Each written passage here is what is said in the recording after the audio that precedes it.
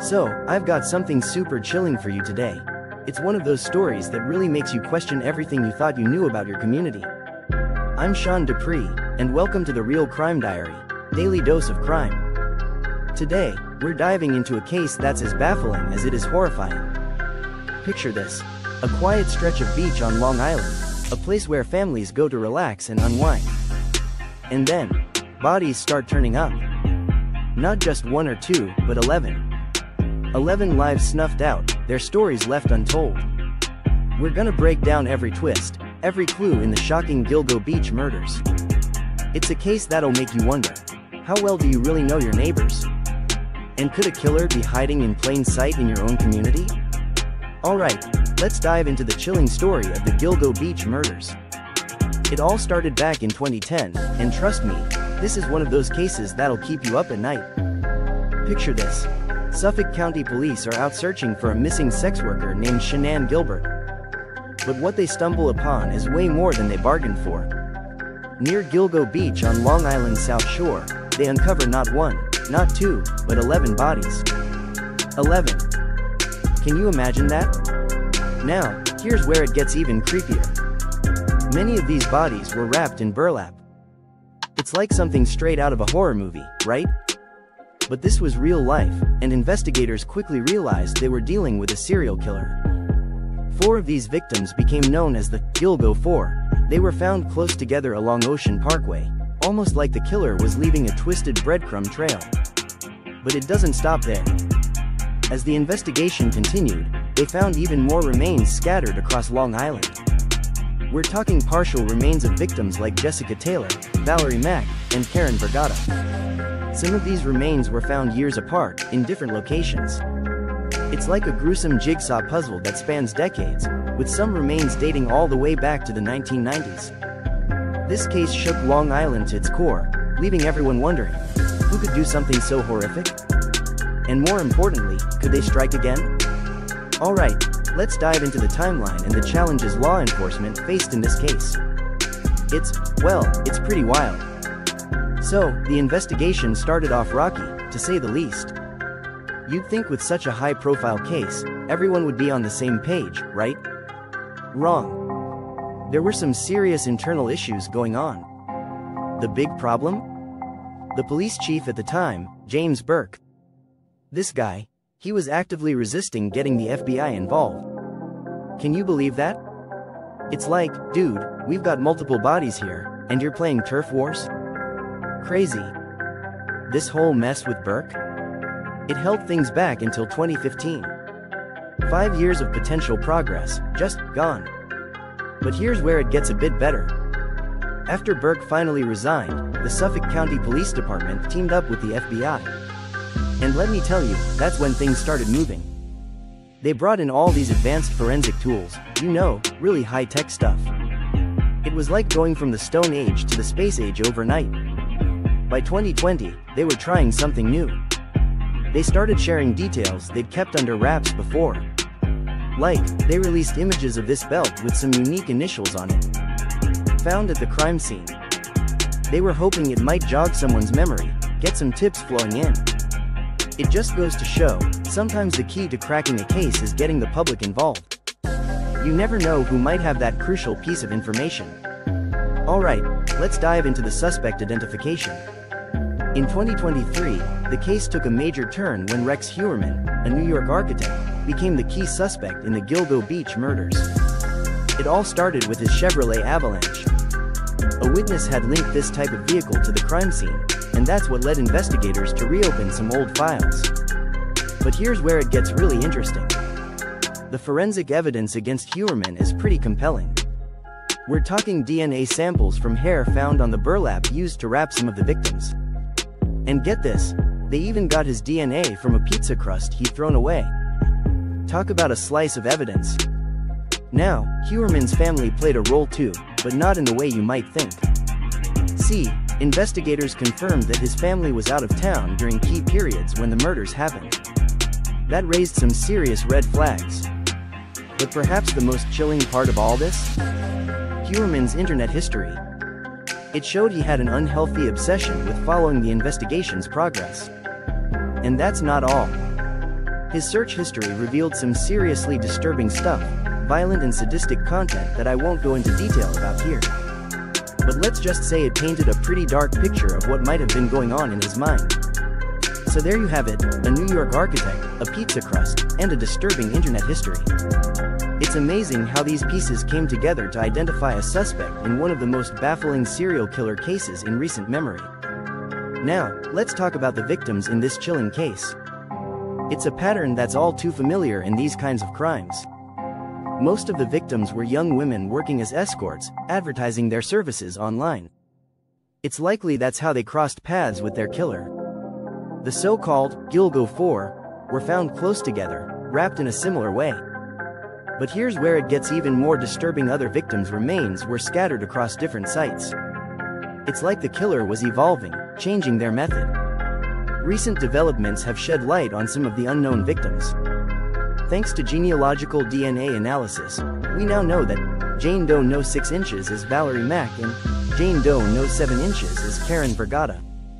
This breakthrough shows just how crucial DNA technology is in solving these cold cases. But there are still mysteries. Take Peaches, for example. We still don't know her real name, even though DNA links her to a toddler found nearby. It's a heartbreaking reminder of how complex and challenging victim identification can be in cases like this. Each victim's story is a tragedy, a life cut short. And while we may never know all their names, piecing together their identities is a crucial step in bringing their killer to justice. Now, let's talk about how this case has blown up in the media. It's been everywhere: documentaries, true crime podcasts, you name it. And all this coverage? It's really shaped how we see the Gilgo Beach murders. But here's where it gets really interesting. Remember Shanann Gilbert? Her story has become this huge point of debate. See, her family? They're not buying the whole accidental drowning thing. They've heard that 911 tape where Shanann's crying for help, and they're convinced there's more to it. Foul play, they say. This controversy? It's kept the public hooked. People can't stop talking about it online, in forums, on social media. And all this buzz? It's actually pushed the authorities to take another look. They've reopened discussions, even increased rewards for any new info. It just goes to show how powerful public interest can be. In a way, we're all part of this investigation now, aren't we? Every tweet, every podcast listener, every armchair detective, we're all keeping this case alive, pushing for answers. Alright, let's dive into the legal side of things. Rex Huerman is facing some serious charges here. We're talking first and second degree murder.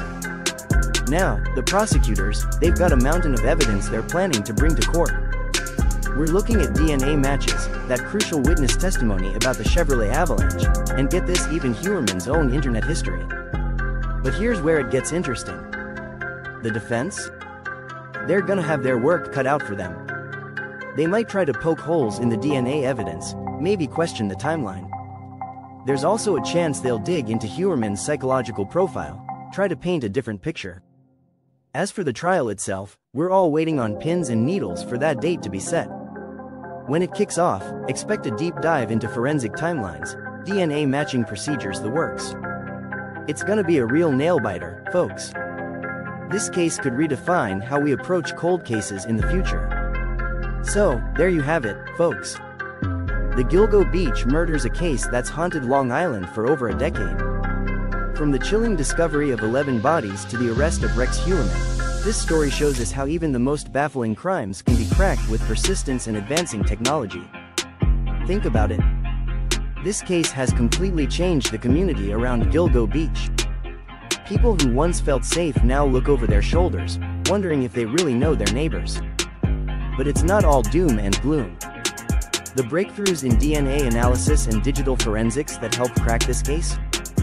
They're giving hope to families of victims in other cold cases across the country. Now, I want to hear from you. How do you think cases like this impact communities long term? Drop your thoughts in the comments or hit us up on social media. And hey, if you're as fascinated by these twists and turns as I am, make sure you're subscribed. Next week, we're diving into another mind-bending case that'll make you question everything you think you know about crime solving. Trust me, you won't want to miss it. Until then, stay safe, stay curious, and remember sometimes the truth is stranger than fiction.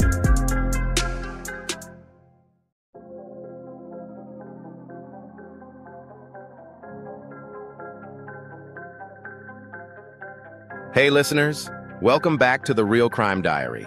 I'm your host, Sean Dupree. If you tuned in last time, we had a deep dive into the disturbing history of power abuse across different eras, looking at the connection between dominance, control, and how it plays out even today. We touched on scandals from the past and compared them with some modern-day examples, showing how these patterns of abuse, unfortunately, persist.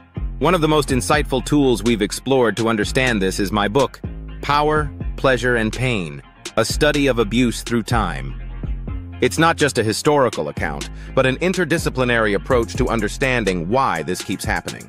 We draw from history, philosophy, and modern case studies to explain how figures like Dominique Pellico, Harvey Weinstein, and others have exploited their positions of power for their own gain, often protected by the very systems meant to stop them. Recap of last interaction.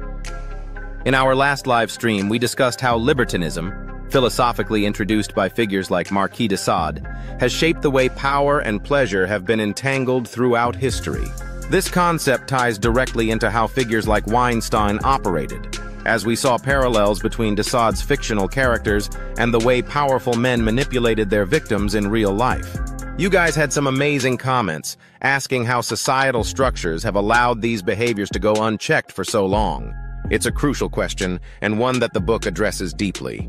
Why this book is valuable. Now, what's powerful about Power, Pleasure, and Pain is its ability to break down these historical patterns and link them to the present. You're not just reading about ancient Rome or Enlightenment philosophy, you're seeing how these ideologies are alive today. The book uncovers how sexual violence and control have been systematically woven into the fabric of societies from ancient times right up to the modern era. It's about understanding not just the individual predators, but the systems that protect them, whether it's in royal courts, religious institutions, or today's corporate and entertainment worlds. Through these historical lenses, we also explore movements like #MeToo that are beginning to dismantle these structures. The fight for justice is far from over, but as the book demonstrates, we are in the midst of a cultural shift where legal reforms are finally addressing these long-standing issues. It's more than a history lesson. It's a guide to understanding and supporting change today. What's next? If you want to dive deeper, I suggest picking up Power, Pleasure, and Pain, a study of abuse through time. It's available now, and trust me, it will change the way you think about power, pleasure, and control. We've even got some exclusive content coming up on the channel where we'll be exploring the book's case studies in even more detail, so stay tuned for that. And if you haven't yet, make sure you subscribe to The Real Crime Diary so you don't miss any updates. Let's keep this conversation going, because understanding the past is key to changing the future.